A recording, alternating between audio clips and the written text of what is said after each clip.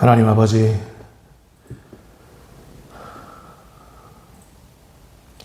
온통 오래된 상처와 온통 뿌리 깊은 쓴뿌리로 고통받고 있는 이 대한민국과 한국교회 위에 하나님의 더 없는 그 긍휼을 퍼부어 주옵소서. 하나님의 사랑과 은혜만이 대한민국과 한국교회는 온전하게 될 줄 믿습니다. 이제 흰옷 입은 우리 하나님의 백성들, 남겨진 자들, 우리 하나님께서 숨겨놓으신 보석과 같은 존귀한 자들, 대한민국 한국교회 도처에서 일으켜 주시사 대한민국을 이대로 두지 말게 하옵시고 한국교회를 이대로 내버려 두지 말게 하셔서 저들로 인하여 하나님의 성령의 역사를 다시 한번 일으켜 세워 주옵소서. 우리 하나님께서 원하시거든 얼마든지 우리나라는, 우리 교회는 다시 살아날 수 있나이다. 여기 모인 우리 화평교회 성도들 그 가슴 속에 작은 촛불 같은 그런 믿음이 있사오니 우리 하나님 바라볼 때, 우리가 하나님 바라볼 때 작은 자들에게만 하나님 특별히 부으시는 그 놀라운 은혜를 오늘도 허락하여 주옵소서. 믿음을 가지고 주님 앞에 나온 하나님의 백성들을 위로하시고 새 힘을 주시고 새 소망을 허락하여 주옵소서. 저들의 가정과 저들이 하는 모든 일들, 우리 학생들이 하는 모든 공부들, 학업들, 청년들의 앞날들 주님 굽어 살펴 주옵소서. 감사합니다. 예수님의 이름으로 기도합니다. 아멘. 하늘에 계신 우리 아버지, 아버지의 이름을 거룩하게 하시며 아버지의 나라가 오게 하시며 아버지의 뜻이 하늘에서와 같이 땅에서도 이루어지게 하소서. 오늘 우리에게 일용할 양식을 주시고 오늘 잘못한 사람을 용서하여 준 것 같이 우리 죄를 용서하여 주시고 우리를 시험에 빠지지 않게 하시고 악에서 구하소서. 나라와 권능과 영광이 영원히 아버지의 것입니다. 아멘. 할렐루야. 오늘 우리들에게 주시는 하나님의 말씀 보겠습니다. 누가복음 23장 33절 34절 말씀 먼저 보고 그 다음으로는 마태복음 23장 37절 말씀 보도록 하겠습니다. 먼저 누가복음 23장 말씀 먼저 보도록 하겠습니다. 23장 33절 34절 말씀 같이 읽겠습니다. 하나님의 말씀입니다. 거룩하게 대하시기 바랍니다. 같이 합니다. 시작. 해골이라 하는 곳에 이르러 거기서 예수를 십자가에 못 박고 두 행악자도 그렇게 하니 하나는 우편에 하나는 좌편에 있더라. 이에 예수께서 이르시되 아버지 저들을 사하여 주옵소서. 자기들이 하는 것을 알지 못함이니이다 하시더라. 그들이 그의 옷을 나눠 제비 뽑을세. 마태복음 23장 37절 말씀. 자, 우리 같이 읽겠습니다. 자, 시작. 예루살렘아, 예루살렘아, 선지자들을 죽이고 내게 파송된 자들을 돌로 치는 자여, 암탉이 그 새끼를 날개 아래 모음같이 내가 내 자녀를 모으려 한 일이 몇 번이더냐. 그러나 너희가 원하지 아니하였도다. 아멘. 할렐루야. 고난의 자리, 고난의 자리라는 제목으로 우리 함께 하나님의 음성을 청하겠습니다. 그리스도인들은 고난을 앞두고 어떤 태도를 취해야 할까요? 회피하며 도망가는 게 상책인가요? 아니면 얼마든지 회피할 수 있으나, 얼마든지 도망갈 수 있으나 고난 당하기를 주저하지 않으며 오히려 고난 당하는 자들과 함께 해야 하는 걸까요? 아주 중요한 질문이라 여겨집니다. 이번 주로 2025년 남다른 의미의 3.1절을 우리가 보냈었고, 다음 주면 사순절 기간이 이제 곧 시작되니까 더 그렇습니다. 차치하겠습니다. 어느덧 제가 제일 좋아하는 목련의 계절이 돌아왔습니다. 하얀 목련, 탐스럽게 핀 그 목련의 계절이 돌아왔습니다. 이 목련은 우리가 아주 눈여겨볼 만한 습성을 가지고 있습니다. 목련은 봄에 핍니다. 봄에 피는데 꽃봉오리를 내는 그 방향이 아주 의미 있어요. 꽃봉오리를 내는 그 방향은 고난의 땅 북쪽을 향한다는 거예요. 봄이면 남쪽을 향해서 꽃봉오리를 터뜨릴 만도 한데 봄인데도 불구하고 겨울의 땅, 고난의 땅 북쪽을 여전히 지향하고 있다는 거예요. 꽃봉오리는. 그래서 별명이 북향화입니다. 북향화. 제가 아는 1945년 어간에 2명의 목회자가 있습니다. 한 사람은 소련군이 진주하자 이북 신의주 고난의 땅을 피해서 피난민이 되어서 미 군정이 마련해 주었던 조선 총독부 유치원 땅을 하사받아서 거기다가 영락교회를 개척했던 한경직 목사가 한 명이고, 또 한 명은 누구냐 하냐면 수없이 많은 독립투사들을 양산했던 북간도의 어느 작은 교회에서 목회하셨던 아버지의 아들로 태어나서 일평생 고난당하는 사람들과 함께 울고 웃었던 문익환 목사님이 그분입니다. 한 분은 한경직 목사님, 한 분은 문익환 목사님. 요즘에 이분들을 다시 제가 면밀히 평가해 볼 때 오명, 수치스러운 이름, 유명, 자랑스러운 이름, 이 차이 아닐까 저는 생각합니다. 극명한 차이죠. 당대에는 많은 이들이 한경직 목사에게 박수갈채를 보냈었습니다. 우리 교단에서 제일 큰 교회였어요. 그의 목회는 그렇지만 늘 양지, 권력과 힘이 있는 곳만을 지향했습니다. 이에 반해 문익환 목사는 살아 숨쉬는 모든 순간 험지를 지향하면서 군사 독재 정권과 싸우고 대한민국 민주주의와 남북 통일을 위해 악전고투했던 분입니다.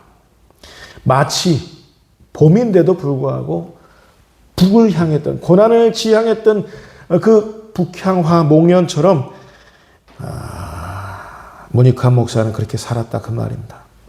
저는 아직도 기억합니다. 1987년 어느 날 박종철 열사와 이한열 열사의 이름을 목 놓아 부르면서 마치 자기 아들이 죽은 것인 양 서럽게 몸부림쳤던 그 장면을 아직도 잊지 못합니다.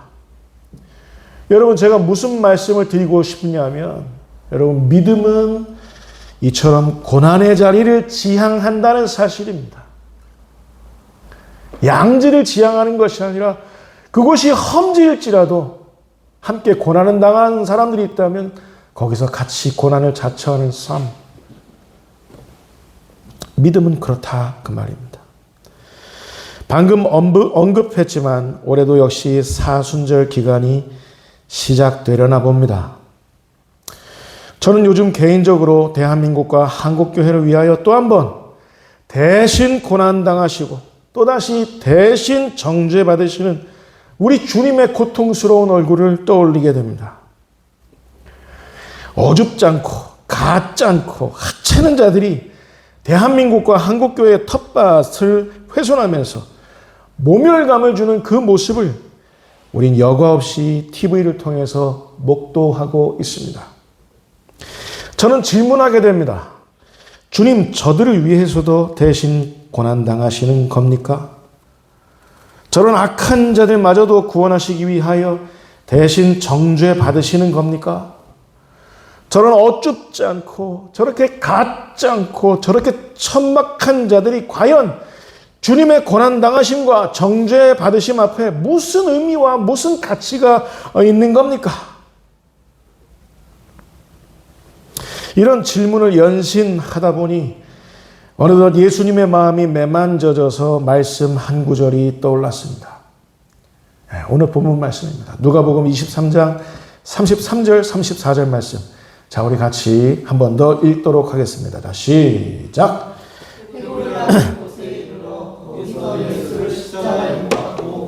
두 행악자도 그렇게 하니 하나는 우편에 하나는 좌편에 있더라. 이에 예수께서 이르시되 아버지 저들을 사하여 주옵소서. 자기들이 하는 것을 알지 못함이니이다 하시더라. 그들이 그의 옷을 나눠 제비 뽑을세라고 기록하고 있습니다. 저는 예수님의 이 탄식 십자가 상에 못 박히셔서 가장 첫 번째 터뜨리셨던 예수님의 가상칠언의 첫 번째 예수님의 대사, 아버지 저들을 사하여 주옵소서.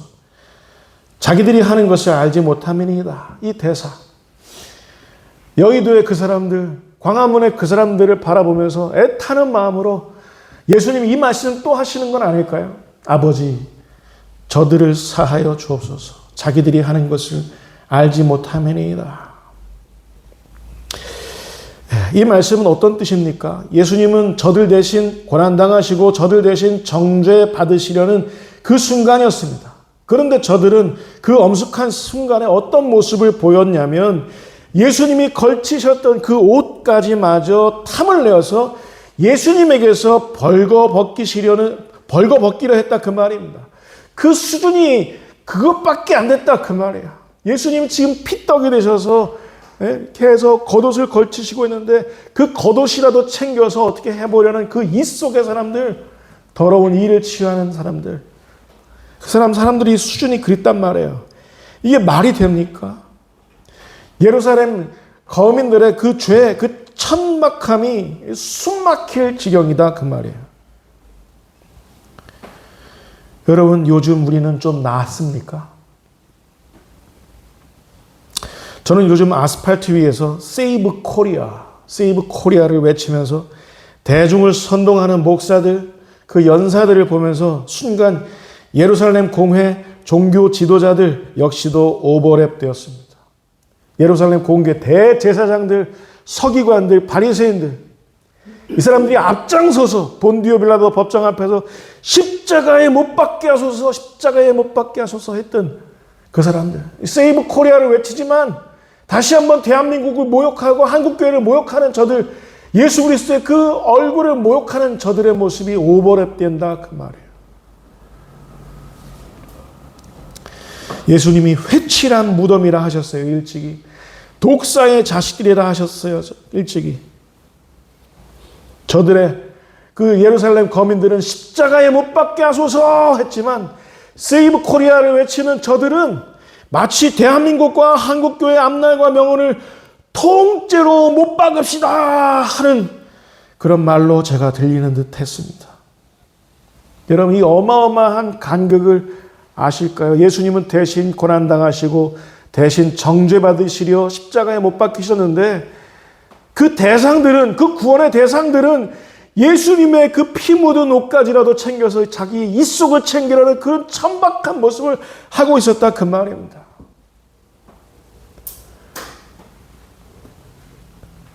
그러나 여러분 잊지 마십시오. 아무리 한 치 앞도 가늠할 수 없는 위기 상황이라 할지라도 인간의 모든 죄악들은 하나님의 은혜에 의해서 늘 압도되어 왔습니다. 아무리 사람들의 죄악이 칠 같았을지라도 하나님의 그 예수 그리스도의 그 대신 고난당하시는 은혜, 대신 정죄받으시는 은혜가 늘 인간들의 그 모든 죄악들을 압도했었다 그 말입니다. 정복했었다 그 말입니다. 사순절이 그 증거예요. 주님의 고난을 우리가 다시 한번 생각하면서 예수님이 고난이 어떻었는지를 우리가 묵상하는 그 기간이 사순절 아닙니까? 사순절이 그 증거잖아요. 아까 말씀드렸던 북향화, 목련이 그 증거잖아요. 그리고 북간도 교회 전통의 찬란한 믿음의 이름 문익환 목사가 그 증거잖아요. 하나님의 은혜는 늘 인간의 죄와 죽음을 압도하고 치유했었다. 잊지 마시기 바랍니다. 저는 최근 제 페이스북에다가 다음과 같은 말을 남겼습니다. 저는 한 명의 왜소한 목회자일 뿐이지만 사회적으로 목소리 낼 수 있는 유일한 창구가 이 페이스북이어서 아내는 하지 말라고 자꾸 그러는데도 이 창구가 유일한 창구에 저한테 목소리 낼 수 있는 선택의 여지가 없었습니다. 다음과 같은 글을 남겼습니다. 여러분 부끄럽지만 우리 함께 하겠습니다. 자, 시작. 나는 명목상의 교회 그 이름에 희망을 걸지 않는다. 그저 조토화된 폐허 속에 피어난 새싹 같은 이들의 신앙 고백 위에 시작된 성령의 역사에 희망을 걸 뿐이다. 정말 엉망입니다. 어떻게 이렇게 참담할 수 있습니까? 한국교회가, 대한민국이 어떻게 여기까지 이렇게 추락해버렸습니까? 그러나 이 초토화된 폐허 속에서 하나님은 가만히 계시지 않으실 겁니다. 그 속에서 문익환 목사님 같은 분들을 찾으실 겁니다. 그 속에서 북향화 같은 사람들을 찾으실 겁니다. 고난의 자리를 지향하는 나의 고난을 통해서 대한민국과 한국교회를 다시 부흥케 할 수 있다면, 회복케 할 수 있다면 과감하게 고난의 땅을 지향하는 그런 사람들을 하나님께서 찾아내시고 훈련시키시고 일으켜 세우실 것을 믿습니다. 그렇게 하실 거예요. 예수님의 공생아 당시도 회칠한 무덤 같은 자들, 독사의 자식들은 있었습니다. 예수님이 계셨던 때도 긴 옷을, 하얗고 긴 옷을 땅을 질질 끌고 다니면서 시장에서 사람들 보고 내가 바로 바리새인이야, 내가 서기관이야, 내가 제사장이야 하면서 이 뭐라 그러죠? 거듭막거렸던 그 외식하는 자들, 가식덩어리인 자들 있었어요. 지금도 있잖아요. 하얀 양복 입고 광화문인지 어디서든지 뭐 쉰 목소리로 여러분 아십니까? 여러분 대한민국 한국에 회칠한 무덤 같은 자들, 독사의 자식들은 언제나 있었어요. 위선자들, 외식하는 자들이죠. 그러나 예수님은 예루살렘 공회의 사람들, 대제사장들, 서기관들, 바리새인들, 이들의 그 외식함 때문에 숨 막혀서 제대로 숨도 못 쉬었던 예수님은 이 예루살렘 거민들에게만큼은 탄식하시면서 다음과 같이 말씀하신 바 있었습니다. 마태복음 오늘 본문 23장 37절 말씀입니다. 자, 같이 읽겠습니다. 시작. 예루살렘아, 예루살렘아, 선지자들을 죽이고 내게 파송된 자들을 돌로 치는 자여, 암탉이 그 새끼를 날개 아래 모음같이 내가 내 자녀를 모으려 한 일이 몇 번이더냐? 그러나 너희가 원하지 아니하였도다. 우리가 아까 찬양했지만 예루살렘아 여호와를 찬양할지어다. 내 하나님을. 우리가 같이 찬양했는데 하나님은 예루살렘을 여전히 포기하시지 않으셨어요. 대한민국과 한국교회를 여전히 포기하지 않으셨어요. 비록 거짓 선지자들과 눈먼 선지자들에 의해서 이리 휘둘리고 저리 휘둘렸던 사람들이 아무리 많아 보일지라도 우리를 포기하시지 않으셨다, 그 말입니다. 머저나 대한민국과 한국교회는 예루살렘 성전처럼 정화될 것을 믿습니다. 대신 고난당하시고 대신 정죄받으셨던 그 주님이 그렇게 하실 것을 믿습니다. 그 주님이 북향화와 같이 고난당하기를 주저하지 않는 사람들, 문익환 목사님과 같은 사람들을 이 정화하시는 일에 쓰시려고 준비시키실 것을 믿습니다. 저는 믿습니다. 모든 가식을 뚫고, 모든 위선을 뚫고, 모든 거짓을 뚫고, 모든 천박한 것들을 뚫고, 남겨진 자들을 통해서, 새싹 같은 자들을 통해서 우리 하나님은 대한민국과 한국교회 안에서 새롭게 이들을 대체시키실 것을 믿습니다. 누구를? 남겨진 자들을, 새싹 같은 자들을, 바로 저와 여러분들 같은 자들을 하나님은 그렇게 대체하실 것을 믿습니다. 이 사람들은 모두가 다 흰옷을 입고 신앙 고백하면서 대열을 이루어서 성령의 역사 속에 불타오를 것을 믿습니다. 맞게 발음했어요? 흰옷이 아니라 흰옷. 흰옷을 입고. 그렇다면 요즘 우리와 똑같은 위기 상황을 알았었던 하이델베르크 요리문답, 그 당시에 소위 믿음 있는 자들, 깨어있는 자들은 하나님 앞에 역사 앞에 무엇하고 고백하며 살았을까요? 우리랑 똑같은 환경에 섰다고요. 종교개혁 당시에 그때. 하이델베르크 요리문답 그때. 사람들이 뭐라고 고백했는지 한번 보겠습니다. 먼저 제 37문답입니다. 같이 읽겠습니다. 자, 시작. 고난을 받으사라는 말로 당신은 무엇을 고백합니까? 그리스도는 이 세상에 사셨던 모든 기간에 특히 생의 마지막 시기에 모든 인류의 죄에 대한 하나님의 진노를 자신의 몸과 영혼에 짊어지셨습니다. 그분은 유일한 화목제물로서 고난을 당함으로써 우리의 몸과 영혼을 영원한 저주로부터 구원하셨고 우리를 위해 하나님의 은혜와 의와 영원한 생명을 얻으셨습니다. 할렐루야. 짊어지셨다는 이 표현이 가슴에 갑자기 와닿네요. 모니카 목사님, 대한민국과 한국교회 그 고난을 온몸으로 짊어지셨던 그분. 험지 속에서 너무 선명하게 기억이 나는 것 같아요. 예수님은요, 왜 고난받으셨냐면 그분이 유일한 화목제물이었기 때문에 그랬습니다. 다른 방법 없으셨습니까? 예수님도 하나님이시지만 사람이셨기 때문에 그걸 아셨어요. 얼마나 고통스럽고 참혹한 일이었는지. 6시간 동안 십자가에 못 박혀서 죽음이 자기 자신을 이렇게 내어줄 때까지, 숨이 꼴딱꼴딱 넘어갈 때까지 죽음이 자기를 놔주지 않는 그 순간 6시간 동안 그게 얼마나 고통스럽고 참담했는지 예수님도 아셨다고요. 그래서 이 잔을 내게서 옮기시옵소서 하셨다고요. 근데 예수님은 아셨지요. 자기가 신이 바로 하나님과 이 죄악된 인간들 사이에 유일한 화목제물이었다는 것을 아셨던 거죠. 그래서 고난받으셨던 거죠. 저는 저 광화문과 여의도에서 그 사람들, 저들도 교회 다니는 사람들일 텐데 어떻게 저런 소망 없는 자들을 위해서 대신 고난 당하시려는 겁니까?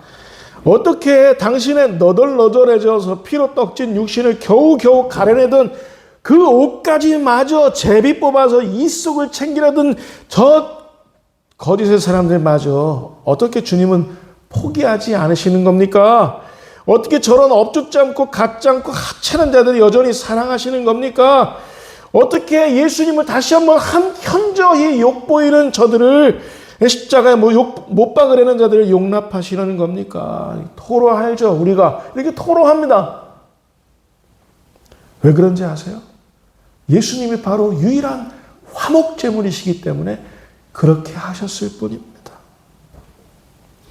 이 방법 외에는 없었습니다. 죄와 죽음의 진절이 나는 행렬을 멈춰 세우면서 죄와 죽음의 모가지를 완전히 밟아서 정복해버릴 수 있는 방법은 이 방법 외엔 없으셨기 때문입니다. 단 한 번의 영원한 화목제사에 있어서 하나님의 어린 양으로 십자가에 못 박혀 죽으시는 그 방법, 거룩하신 하나님과 어쭙지 않고 갖지 않고 하찮은 우리 모두를 죄와 죽음에 걸려들어서 신음하고 있는 우리 모두를 다시 한번 영원히 화목해 할 수 있는 방법이 이 방법밖에 없었기 때문에 유일한 화목제물이 되셨어요. 그러니 여러분, 광화문에 모여 있어서, 여의도에 모여 있어서 그렇게 현혹돼서 모여 있는 사람들만큼은 우리 좀 불쌍히 여겨야 될 필요가 있습니다. 우리 이렇게 기도해야죠. 저들이 하는 죄를 알지 못합니다. 다만 저 거짓된 선지자들, 거짓된 목사들, 저들만큼은 하나님 지금 비웃고 계신다는 사실이죠. 자, 누가복음 23장 33절 34절 말씀 다시 한번 보도록 하겠습니다. 자, 시작. 해곳이라 하는 곳에 이르러 십자가에 못 박고 두 행악자로 그렇게 하니 하나는 우편에 하나는 좌편에 있노라. 예수께서 이르시되 아버지 저들을 사하여 주옵소서 자기들이 하는 것을 알지 못함이니이다 하시더라. 그들이 그의 옷을 나눠 제비 뽑을세. 예수님이 십자가에 못 박히셨던 그때나 현재 우리 대한민국과 한국교회의 상황이나 제 눈에는 똑같아 보입니다. 우리는 대한민국과 한국교회를 살면서 예수 믿는 이유가 혹여 어떤 것입니까? 혹여 예수님이 걸치고 계셨던 그 옷가지를 제비 뽑아 나눠서 거기서 이속이나 챙기려 했던 우리는 그런 이속의 사람들 아니었습니까? 한번 생각해 보십시오. 우리는 의로움을 추구하는 사람들이었습니까? 아니면 이로움을 추구했던 사람들이었습니까? 그러니까 이속을 내려놓지 못해서 안달복달하면서 살았던 우리의 모습 아니었습니까?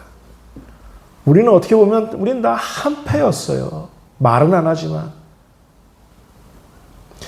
그런데 여러분 보세요. 예수님이 십자가에 못 박히셨던 그 지명을 보세요. 예수님이 못 박히셨던 그곳은 어디셨어요? 못 박히셨던 곳을 눈여겨보시기 바랍니다. 예수님은 어디에 못 박히셨냐면 인간의 죄와 죽음의 현실을 외면하면서 그곳으로 비켜가서 아주 멋진 곳, 휘황찬란한 곳, 거기서 십자가를 못 박히셨던 것이 아니라 인간들의 죄와 죽음이 가장 칠흑같이 어둡게 자리하고 있었던 곳, 가장 천박하고 더럽고 냄새나고 했던 그 정수리, 그 꼭대기, 해골, 골고다, 그곳 꼭대기에 거기서 못 박히셔서 죽으셨다고요. 비켜가신 게 아니에요. 외면하신 게 아니에요. 어떤 목사들은 이런 엄중한 상황을 비켜가서 조용한 데 가서 우리만이라도 거기서 깨어 기도하자 그렇게 얘기하는데 말이 됩니까? 예수님은 그곳 한복판에서 그 정수리에서 그 꼭대기에서 십자가에 못 박혀서 죽으셨는데 십자가의 종이라는 사람들이 예수 그리스도의 종이라는 사람들이 어떻게 그런 설교를 하는 것이 가능한지 저는 알다가도 모르겠습니다. 저는 왜소한 사람이라서 페이스북에다가 글을 올리는 게 다일 뿐이지만 어떻게 해서라도 do something, 뭐라도 해야죠. 뭐라도.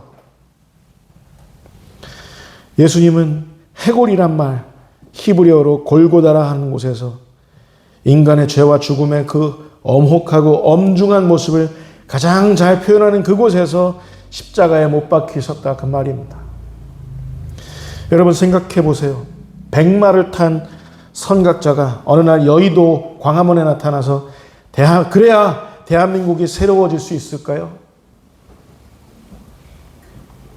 걸어 다닐 때마다 머리 위에다가 누구라도 볼 수 있는 하늘의 도넛 이거 달고 다니면서 그렇게 여기저기 다니면서 그런 사람들이 설교하기 시작해야 한국교회가 회복될 수 있을까요? 저는 아니라고 생각합니다. 어떤 사람들이냐면 북향화와 같이 나는 봄을 얼마든지 살 수 있지만 나는 봄에 꽃 피어난 존재이지만 오히려 고난의 땅, 저 북쪽을 포기할 수 없어서 거기를 바라보며 나는 꽃을 피워나겠다고 고난을 지향하는 그런 북향화 같은 사람들, 문익환 목사와 같이 함께 고난 당하는 사람들과 함께 울고 웃고 했던 그런 목사들과 같이 그렇게 제자들로 살아내려는 그런 우리 주 예수 그리스도의 순결한 제자들을 통해서 우리 하나님은 대한민국과 한국교회 역사를 다시 그 존엄함을 회복시키실 것을 믿습니다.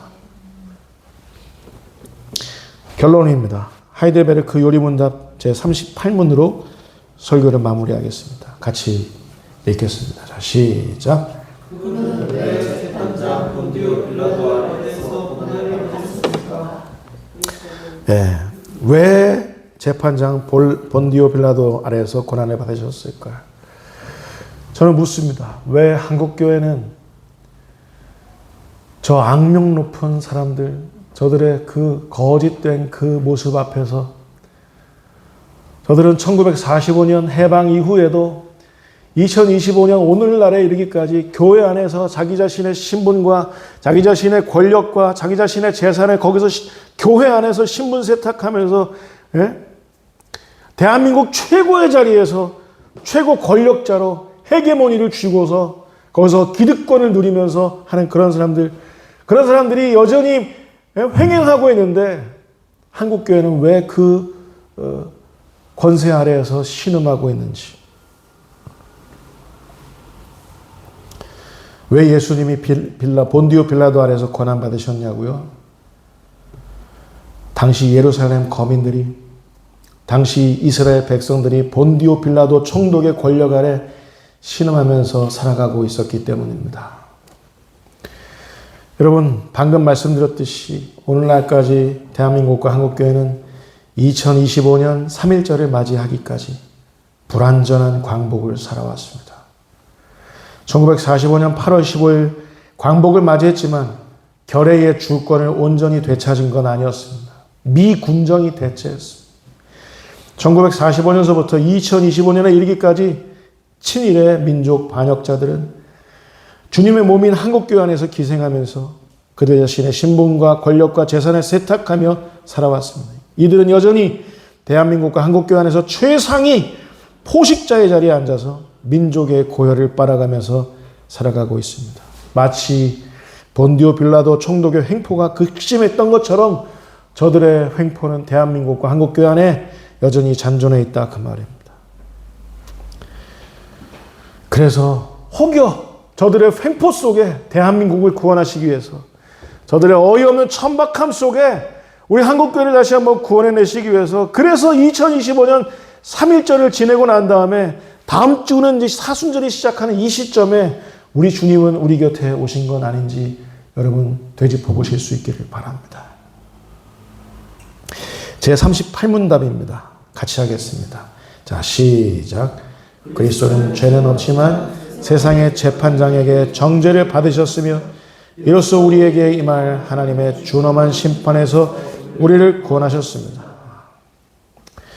저는 오늘날 대한민국과 한국교회가 위태로웠지만 여전히 존속할 수 있었던 이유를 몇몇 북향화와 같은 그리스도인들의 헌신, 그들의 순교, 그들의 순국에서 찾아야 한다고 생각합니다. 북간도에 이름 모를 어떤 한 교회 안에 문익환이라는 이름과 함께 우리들이 잘 알고 있는 또 다른 두 명의 신실한 그리스도인들이 함께 묶여져 있습니다. 북간도의 어느 이름 모를 작은 교회, 문익환, 그리고 윤동주, 그리고 장준하, 한 동무였어요. 한 동무로서 이들은 그들의 믿음으로, 그들의 목숨으로 대한민국과 한국교회의 명맥을 살려냈습니다. 지금도 이들의 과거는, 이들의 믿음은 지금 우리들의 이 어이없는 이 모든 어이없는 모습들의 표본이 되고 있어요. 이들은 자신의 죄 때문이 아니라 대신 고난당하기를 주저하지 않았습니다. 대신 고난당하기를 자처했습니다. 그래서 우리 모두에게 지금 하나님의 나라 그 뜰악을 보여주고 있습니다. 여러분, 대한민국의 아스팔트와 한국교회의 마당을 더럽히고 있는 사람들을 보고 계십니까? 여러분, 가만 계실래요? 아니면 문익환 목사님처럼 북향화가 되어서 고난당하기를 자처하면서 고난당하는 대한민국과 한국교회의 현실과 오히려 함께 하실래요? 분명한 건 우리 주님은 대한민국과 한국교회의 앞마당에서 담대하게 고난당하기를 자처하는 우리 남겨진 자들과 함께 하신다는 사실입니다. 우리에게 주어진 그 고난의 십자가, 우리에게 주어진 것이 맞다면 담대히 지고 나아가는 우리 화평교회 성도 여러분들 다 되실 수 있기를 주님의 이름으로 축원을 드립니다. 기도하겠습니다. 하나님 아버지, 세상 많은 사람들이 양지를 지향하지만 우리만큼은 북향화처럼, 문익환 목사처럼 험지 고난의 자리를 지향할 줄 아는 그런 믿음의 사람들 우리 모두 될 수 있도록 주님 인도하여 주옵소서. 그래서 의로운 사람이 되게 하시고 이 속을 밝히는 천박한 장사꾼 같은 그런 삶은 내려놓게 하시고 예수님처럼, 주님의 종들처럼 십자가 지고 나아가는 우리 모두 될 수 있도록, 우리 화평교회 성도들 될 수 있도록 우리를 축복하여 주옵소서. 감사합니다. 예수님의 이름으로 기도합니다. 아멘.